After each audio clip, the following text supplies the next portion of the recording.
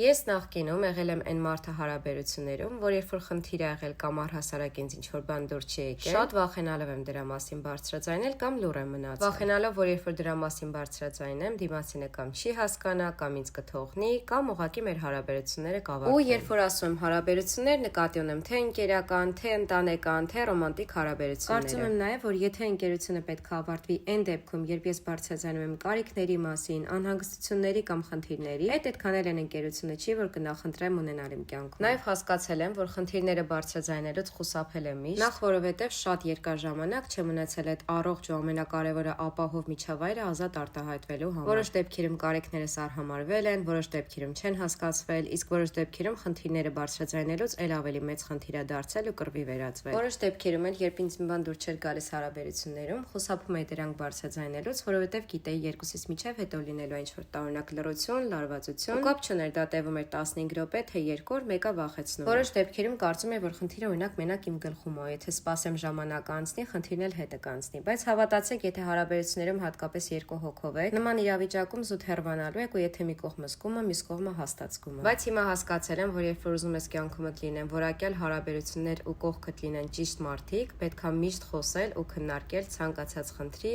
ու անհանգստության դեպքում։ Շատ դժվար է գտնել մարդկանց, ովքեր որ կիսում են քո հետաքրքրությունները, կյանքի նույն փուլում են գտնվում, ինչ դու, կիսում են նույն արժեքները։ Ու եթե արդեն ունեք նման մարդիկ ձեր կյանքում, հաստատ արժե ունենալ այդ բարդ խոսակցությունները, քննարկումները, որովհետև դրանից հետո ձեր ընկերությունը կամ ուժեղանալու է էլ ավելի լավը դառնա, կամ քանդվելու։ Ու հավատացեք, երկու դեպքում էլ շահում եք։ Եկեք շարունակենք էներգիա ու ժամանակ տալ այն մարդկանց, ովքեր որ նույնչափ գնահատում են մեր ընկերությունը ու դերը իրենց կյանքում։ Ընտրեք մարդկանց, ովքեր ընտրում են ձեզ ու ովքեր ձեր նման ջանք են դնում հարաբերությունները լավացնելու համար։